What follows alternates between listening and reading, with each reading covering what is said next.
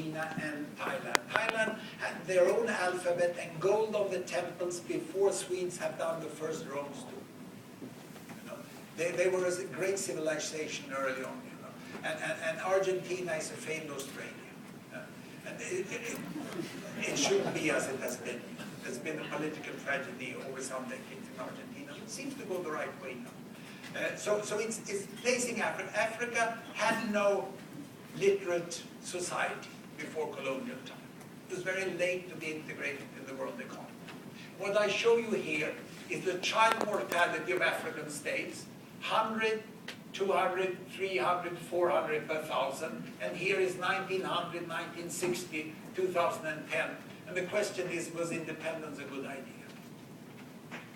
I'll try these African countries and see, did the child mortality fall after independence?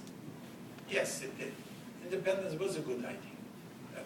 But Africa here was, you see, they were much higher here, but they did. Malawi went down like this, Mozambique went down like this, for about 20 years. After those 20 years, countries experienced different sorts of problems. Can you see how they flattened out?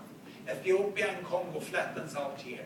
Malawi continued to fall. Mozambique falls faster, because Mozambique got its independence only in 1975.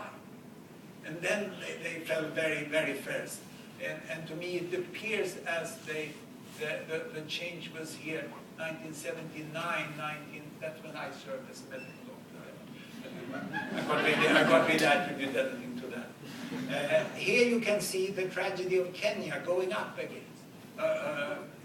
Economic mismanagement combined with an HIV epidemic made them go up again. And now what has happened in Africa is the following. So you have the Afghanistanization of Congo. You have parts of Africa. Stop looking at sub-Saharan Africa as one place, number one. Look at the different countries. And you see some countries are just stopped here. Ethiopia was like this, and now Ethiopia is like this. Ethiopia is doing very well.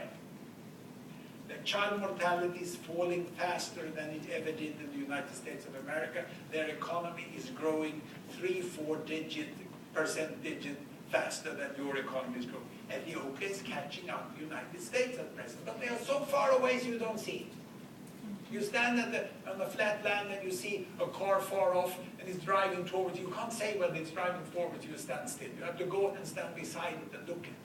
And they are doing well. Some are doing well, some are turning around. But as I said, you know, this turnaround of Kenya, it was the last survey which was published in May this year, that learned that it had turned around in child mortality. And how do we know the child mortality of these African countries? How can we be so sure about it? Due to the generous, continuous support of the United States taxpayers, thank you very much. You have continuously supported through USAID Demographic Health Survey, DHS, which is managed just north of Washington here.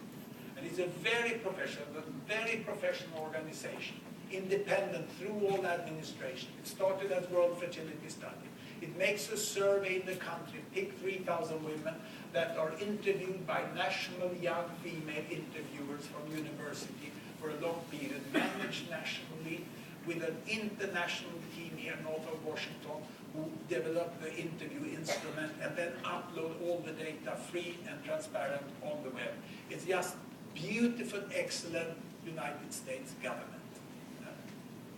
And you know, this country has a habit of trying to take pride of what we don't like outside and not taking pride of things which are really good. It's a very strange, this is really good, and that's why we know this, but we only know it with 3 to 5 years into it. So we don't know it year by year. And that's why it's so interesting that it's falling here. At the same time, we have fast economic growth now. We have the cell phones that have taken away distance in many African countries. We have the investments from Brazil, India, and China, which is managed well, is really good for the country. It managed badly, it caused problems as all foreign investment does. But it's really good. And aid that has become more systematic, and that's, I have to attribute to Bill and Melinda Gates Foundation. That's painful for a Swedish tax-loving professor of public health. to thank you, United States. Yeah, it doesn't come easy, especially for someone who sold software to Google, to praise Microsoft. It's painful. But it's true. They are doing good. They're doing the right thing, and they are serious. You know?